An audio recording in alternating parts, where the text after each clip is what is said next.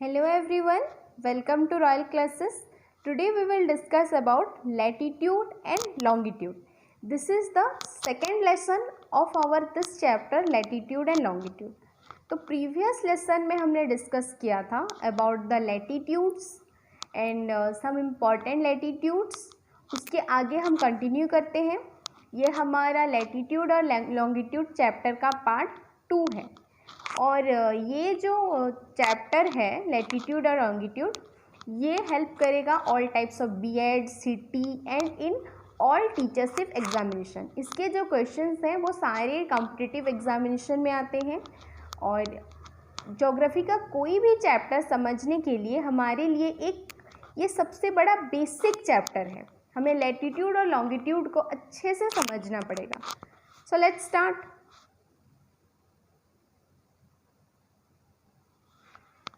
Previous chapter में हमने देखा था कि जो इम्पॉर्टेंट लैटिट्यूड्स होते हैं एक बार उनको रिवाइज कर लेते हैं.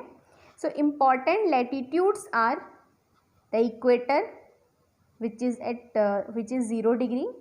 और जो लैटिट्यूड का मेज़रमेंट होता है वो इक्वेटर से स्टार्ट होता है. Then 23.5 degree north, then 23.5 degree south, 66.5 north, 66.5 south, 90 degree north और 90 डिग्री साउथ. ओके, अभी हम देखेंगे अबाउट द हीट जोन्स.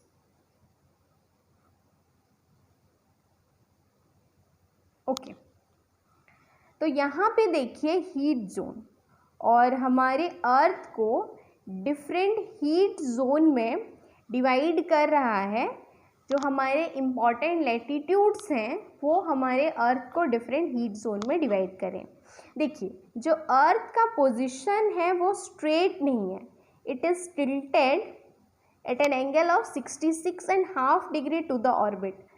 अगर ये अर्थ है, ये अगर नॉर्थ पोल है, ये अगर साउथ पोल है, तो एक लाइन जो नॉर्थ और साउथ पोल को कनेक्ट करता है उस लाइन को बोला जाता है एक्सिस. जिस पाथ में जो हमारा अर्थ है वो सन के चारों तरफ घूम रहा है उस पाथ को बोला जाता है ऑर्बिट. तो ये जो है ये हो गया ऑर्बिट.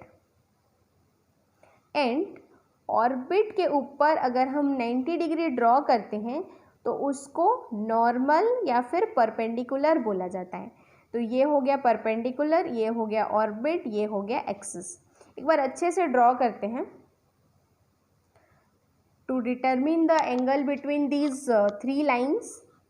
तो मान लीजिए ये ऑर्बिट है, ये एक्सिस है, ये परपेंडिकुलर है. तो जो ऑर्बिट है और एक्सिस है, ऑर्बिट और एक्सिस के बीच में जो एंगल होता है वो 66.5 डिग्री होता है. एंड जो एक्सिस और परपेंडिकुलर के बीच में होता है 23.5 डिग्री. ओके, सॉरी ये लाइन जो है वो यहाँ पे नहीं, यहाँ पे होना चाहिए. ओके, तो ये 66 होगा, ये 23 होगा. ओके, तो ये एक बार साफ़ कर लेते हैं, अच्छे से एक बार ड्रॉ कर लेते हैं ताकि जो पिक्चर है वो सबके माइंड में छप जाए, ताकि कहीं भी आप ये क्वेश्चन देखें angle between axis and orbit, axis and perpendicular, तो आपको ये पिक्चर अच्छे से याद आ जाए. ये हो गया एक्सिस, ये हो गया ऑर्बिट, ये हो गया परपेंडिकुलर. तो ये ऑर्बिट, एक्सिस, परपेंडिकुलर, ये है 66.5 एंड एक्सिस और परपेंडिकुलर 23.5. ओके, हमारे अर्थ का जो पोजीशन है वो टिल्टेड है, ऐसे टिल्ट होके. तो due to its tilted position ये जो ट्रॉपिक ऑफ कैंसर है, ये जो ट्रॉपिक ऑफ कैप्रिकॉर्न है, तो between tropic of Cancer and tropic of Capricorn यहाँ पे जो सन के जो डायरेक्ट रेज होता है वो यहाँ पे फॉल होता है. मतलब इस रीजन में जो प्लेसेस दोनों ट्रॉपिक के बीच में आ रहे हैं, मतलब between tropic of Cancer and tropic of Capricorn, तो ये जो प्लेसेस हैं वो सन के डायरेक्ट रेज रिसीव करेंगे, मतलब वर्टिकल रेज ऑफ सनलाइट. तो इसको देख लेते हैं, द मिड डे, उसका डेफिनेशन देख लेते हैं. The midday sun is exactly overhead at least once a year on all latitudes between Tropic of Cancer and Tropic of Capricorn. This area therefore receives maximum heat called torrid zone. तो ये जो हिस्सा है इसका definition क्या है, देखिए ये जो हिस्सा है यहाँ पे जो सन का जो वर्टिकल रेज है वो यहाँ पे होगा, इसलिए ये जो हिस्सा है ये मैक्सिमम सनलाइट रिसीव करेगा, क्योंकि जो वर्टिकल रेज होते हैं वो सबसे ज़्यादा हॉट होते हैं, तो ये जो पार्ट है वो सबसे ज़्यादा हीट रिसीव करेगा। इस पार्ट को बोला जाता है टॉरिड जोन। तो देखिए अगर हम हीट जोन की बात करेंगे तो mainly there are 3 heat zone. हमारे जो इम्पोर्टेंट लैटिट्यूड्स हैं वो पूरे अर्थ को 3 हीट जोन में डिवाइड करें। There are 3 heat zone, mainly 3, फिर उसमें भी डिफरेंसेस हैं, डिफ्रेंशिएट किया गया है, लेकिन अगर हम सिंपली समझें तो देयर आर 3 हीट जोन। तो सबसे जो बीच में है between 2 tropics, tropic of Cancer and tropic of Capricorn, तो दोनों ट्रॉपिक के बीच में जो आ रहा है उसको बोला जाता है टॉरिड जोन। ओके, क्योंकि वहाँ का जो टेम्परेचर होता है बहुत हाई होता है, दैट्स वाई इसको टॉरिड जोन बोला जाता है। उसके बाद देखिए ये 23.5 है, ये है 0, ये है 23.5, तो ये तो टॉरिड हो गया। टॉरिड के ऊपर मतलब 23.5 से 66.5, इधर 23.5 से 66.5, ये जो हिस्सा है इसको बोला जाता है टेम्परेट जोन। उसके बारे में हम डिटेल्स में बाद में पढ़ेंगे, बस अभी के लिए बस नाम याद रख लीजिए। ये है टेम्परेट जोन, ये नॉर्थ में है इसलिए, हाँ तो ये है हो गया नॉर्थ टेम्परेट जोन। ये साउथ में है इसलिए ये हो गया साउथ टेम्परेट जोन। लेकिन जो लैटिट्यूड के जो डिग्रीज होंगे वो सेम रहेंगे, फ्रॉम 23.5 टू 66.5। उसके बाद 66.5 टू 90, ऊपर भी और नीचे भी, यहाँ पे भी 66.5 टू 90। ये जो लैटिट्यूड्स हैं, ये जो हिस्से हैं अर्थ के, इन्हें बोला जाता है पोलर रीजन और फ्रिजिड जोन, क्योंकि अर्थ का जो रे होता है बहुत टिल्टेड हो जाता है और टेम्परेचर बहुत कम होता है। तो अभी के लिए हम टॉरिड जोन के बारे में डिस्कस करते हैं। जो हमारा टेम्परेट जोन है और जो फ्रिजिड जोन है, पोलर जोन, हम बाद में डिस्कस करेंगे। तो ये है, ये जो हिस्सा है, ओके, तो ये है हमारा टॉरिड जोन और ट्रॉपिकल जोन। ट्रॉपिकल जोन इसलिए बोला जाता है, देखिए ये है ट्रॉपिक ऑफ कैंसर, ये है ट्रॉपिक ऑफ कैंसर, ये है ट्रॉपिक ऑफ कैप्रिकॉर्न। तो 2 ट्रॉपिक के बीच में आ रहा है, इसलिए इसको बोला जाता है ट्रॉपिकल जोन। ओके, अभी नेक्स्ट हम डिस्कस करेंगे अबाउट द टेम्परेट जोन। तो टेम्परेट जोन डिस्कस करने से पहले कुछ चीज़ें देख लीजिए। तो टेम्परेट जोन में क्या होता है, देखिए सन का जो रेज होता है वो थोड़ा टिल्ट हो जाता है, एक्सट्रीमली टिल्ट नहीं होगा, जस्ट टिल्ट होगा।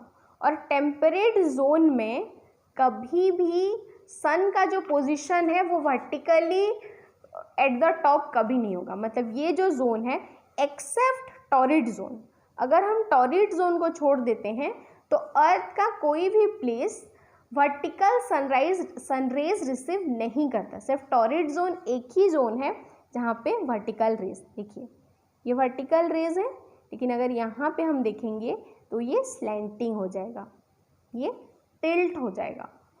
तो हमारा जो टॉरिड जोन है वो सबसे ज़्यादा हीट रिसीव करता है due to vertical rays. Temperate zone में हीट थोड़ा कम होगा, लेकिन जो उसका क्लाइमेट रहेगा वो मॉडरेट रहेगा।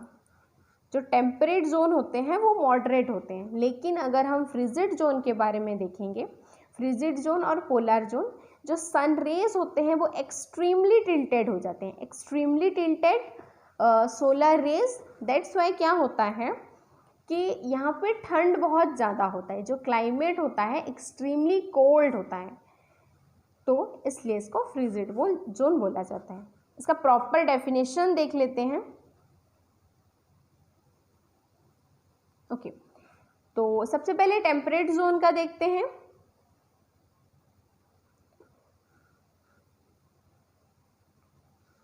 The midday sun never shines overhead on any latitude beyond the Tropic of Cancer and Tropic of Capricorn. The angle of the sun's rays goes on decreasing towards the pole. As such, the area bounded by Tropic of Cancer and the Arctic Circle in the northern hemisphere, ये याद रख लिए, ये सबसे important है। Area bounded by Tropic of Cancer and Arctic Circle in the north and Tropic of Capricorn and Antarctic Circle in the south, okay, have moderate temperature.